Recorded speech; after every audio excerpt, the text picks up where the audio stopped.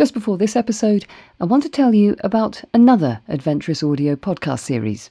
Inside Forensic Science is back with an utterly intriguing historic murder mystery. Westminster Gazette, August 31st. Sensational mystery in Scotland. Suspicious death of an English lieutenant. A young man is dead. And from my examination, I had no doubt that it was a gunshot wound. So is it murder or a tragic accident? The thing that worries me is that this poor guy was shot in the back of the head. And why would anyone want him dead in the first place? Didn't take too long to assess that there's absolutely something rotten in the state of Denmark. Mishandled evidence, a chaotic crime scene, fraud, suspects who vanish into thin air. We've got one witness who's actually washed the blood from the deceased. This case has it all. Inside Forensic Science, the Ard Lamont Mystery, a podcast from the Leverhulme Research Centre for Forensic Science at the University of Dundee. Coming soon to wherever you get your podcasts.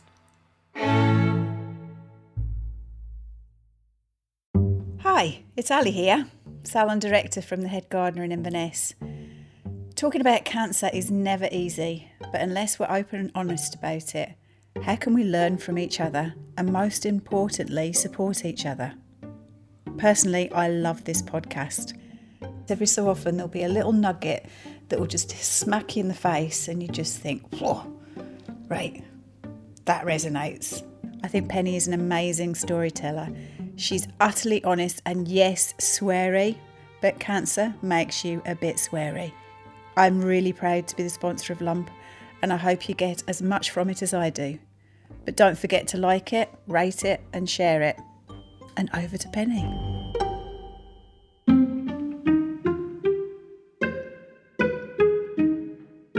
Underwired.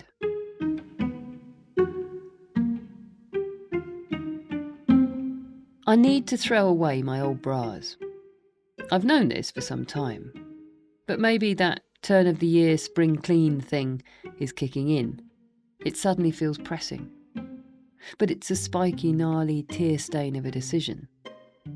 I've never been one for fancy, expensive underwear, but maybe that means the few nice bras I do have carry more significance.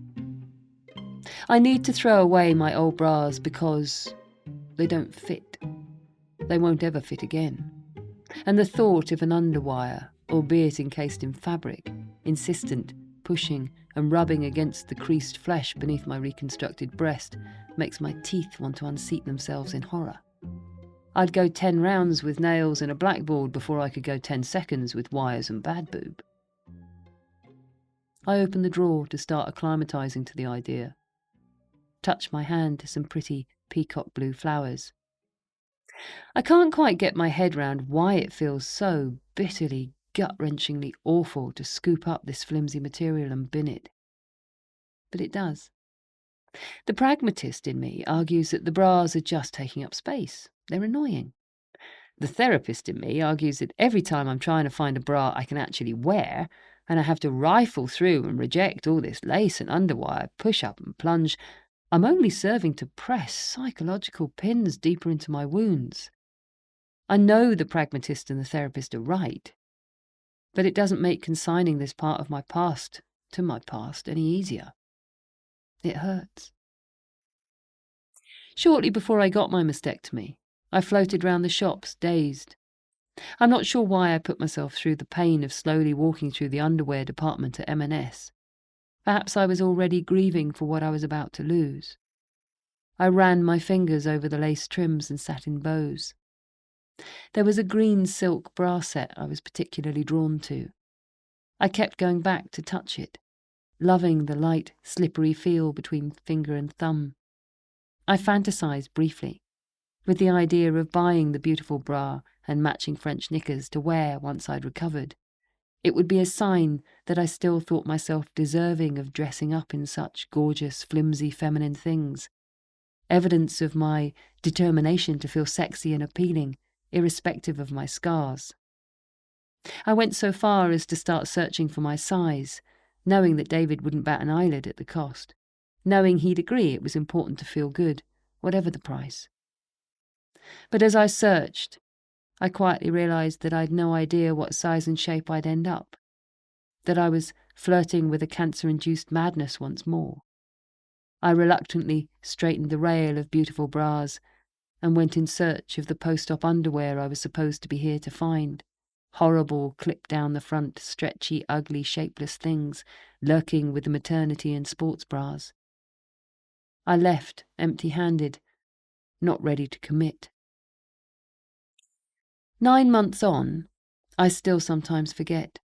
When I'm in the midst of an idle thumb through social media and the algorithm repeatedly throws underwear adverts across my feed, I pause to imagine the snug support of the most comfortable and feminine bra ever, wrapping around my body with its enviable, innovative new technology.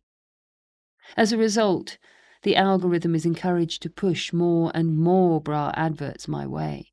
And suddenly, each dive into Facebook becomes a psychological minefield for the breast cancer battle-weary. Never have I been so aware of the female form, never so heightened to the smooth, plump double curve and plunge being used to sell everything from paint to perfume to panty liners. Never so seduced by the idea that unless you have 2 perfectly pert breasts, you can never aspire to being sexually attractive or desirable ever again. You disappear. No wonder B longs to outgrow her 12 years to become a curvy hourglass, while I long to regress. For once we find common ground, both besieged by images of the breasts we wish we had. I can't escape the irony that although I tell B that she is utterly beautiful the way she is, and she is, breathtakingly so, and explain that attraction is far more nuanced and subtle than the purely physical, that charisma, character, humour, intelligence, body confidence are all just as essential ingredients in the mix. In truth, I struggle to believe any of this when I look in the mirror. If I look in the mirror at all. More often than not, I don't. I still flinch at the horror of my scarred, battered, and brutally changed body. How on earth do I ever feel attractive again? Maybe this is all a bit ridiculous anyway in a 50-year-old woman. Maybe my desire to be desirable is laughable. As one ill-chosen ex-boyfriend once told me, "You're no oil painting." Although I'm tempted to track him down just to prove him wrong by declaring I've turned into the perfect Picasso. Before my operation, my surgeon gave me a questionnaire to fill in for some research they were doing. I completed a long tick-box list of questions about how I felt about my body. Did I feel comfortable naked? Was I at ease in front of my partner? Was I satisfied with my sex life? At the time we laughed, and I ticked away unconcerned. It was the intention that I should fill out the same questionnaire again post-op, but the questionnaire, along with so much of life, has been buried beneath the crush of COVID cases and concerns, so I remain unchallenged. And it would be a challenge to revisit those questions now. I'm not so sure words like comfort and ease exist for me anymore. I think the me who filled out that first questionnaire would have been astounded at how far I've slipped down the slope of self-worth. I think I'd have been gutted to know that surgery would destroy so much more than the cancer. And now I feel I've let myself down somehow. I search through the useless bras, pairing them up with the matching pants. Should I throw away those too? I've no idea. I'm at a loss. Why does it feel like throwing these things away means I'm giving up? I'm not sure how to square this. Whatever it is I'm reaching for remains out of reach. I gently tuck the neatly paired pants and bras away at the back, behind the socks, then slowly shut the drawer. The great bra throwaway will have to wait.